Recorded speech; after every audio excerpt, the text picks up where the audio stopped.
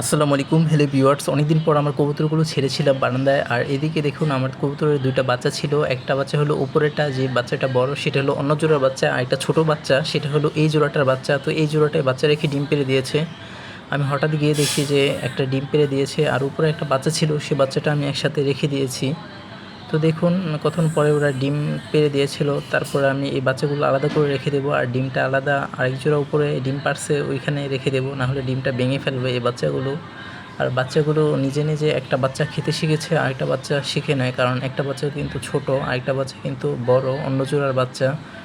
যার ফলে এই ২টা বাচ্চা এখন আমি উপরের নটার কাছে রেখে দেবো। এই যে এই নটাই খাবার দাবার খাইয়ে আরেকটু বড় করবে। যখন ওরা একা একা খেতে শিখে যাবে তখন ওদেরকে দুটোকে আলাদা খাঁচায় রেখে দেবো, না হলে বাচ্চাদেরকে আমার খাওয়াতে হবে। আর বাচ্চাদের খাওয়ানো কিন্তু অনেকটাই ঝামেলা। তো কয়েকদিন এটার সাথে রেখে দেবো। আর এদিকে দেখুন মাদিটাকে দিয়েছিলাম, মাদিটা বয়ে কীরকম এক কোণায় এসে বসে পড়েছে। তো মাদিটাকেও একসাথে রাখা যাবে না, কারণ মাদিটাকে ভিটামিন কোর্স করাচ্ছি, যার ফলে এটাকে রেস্টে একা সিঙ্গেলভাবে রাখতে হবে যাতে নটা ডিস্টার্ব না করে।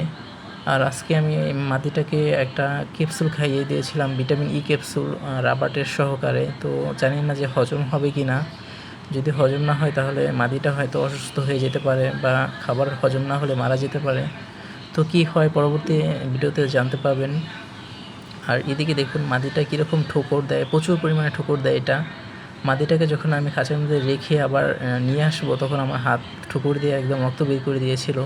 তো প্রচুর পরিমাণে এভাবে বাচ্চাদেরও যত্ন নেয় আর মাদিটাকেও টেক কেয়ার করে।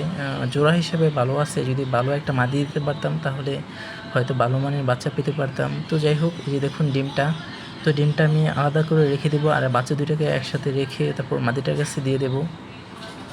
আর আমার এই কবুতরের জোড়াগুলো খুব দ্রুত ডিম পেড়ে ফেলে, যেহেতু একটা মাত্র বাচ্চা, যার কারণে অনেক আগে থেকে কিন্তু ম্যাটিং করছে আর এখন ডিম পেড়ে দিয়েছে।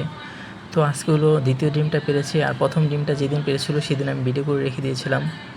তো দেখুন এই বাচ্চাটাকেও আমি আলাদা করে রেখে দেবো, না হলে এই ডিমটা আরেকটা জোড়া উপরে আছে ওদের কাছে রেখে দেবো। এবার ২টা বাচ্চা আমি আরও বড় করব, দেখি বড় করে বিক্রি করতে পারি কি না। ৫০০ টাকা জোড়া ছোট ছোট বাচ্চাগুলো আরেকবার বিক্রি করে দিয়েছিলাম, তো বড় বাচ্চা কত করে বিক্রি করতে পারবো জানি না। যাই হোক, এদিকে সকালের দিকে এই কবুতরগুলো আমি ছেড়ে দিয়েছিলাম। তো দেখুন মাদিটাকে প্রথমে ছেড়েছিলাম, মাদিটাকে দেখা দেখি আবার নটা আসছে ম্যাটিং করার জন্য। তারপর ওরা বয়ে আর ম্যাটিং করা নাই, এখানে দাঁড়িয়ে কতক্ষণ আশেপাশে দেখেছে যে আজকে হঠাৎ করে ছেড়ে দিলাম এদেরকে। তো বেশি দূর আর উঠতে পারেনি এরা, কারণ এর হলো খাঁচার বন্দি কবুতর, যার ফলে এরা নিচেই ছিল। তো কতক্ষণ পর আবার আমি খাঁচার মধ্যে রেখে দেবো, না হলে বেশিক্ষণ রাখলে এখানে মলত্যাগ করতে পারে। অলরেডি এখানে মলত্যাগ করে দিয়েছে, যে দেখতে পেয়েছেন।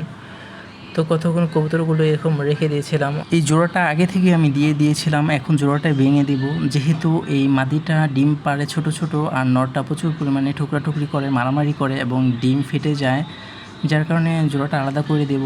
আর যেহেতু আমার একটা মাদি আছে, মাদিটা বড় ডিম পাড়ে এবং বাচ্চা ফুটলে বাচ্চা মারা যায়, তো সেটার সাথে আবার এই নরটার আমি জোড়া দিয়ে দেবো, যার ফলে মাদিটাকে ভিটামিন কোর্স করাচ্ছি, ক্যাপসুল খাওয়াচ্ছি, ভিটামিন ই ক্যাপসুল।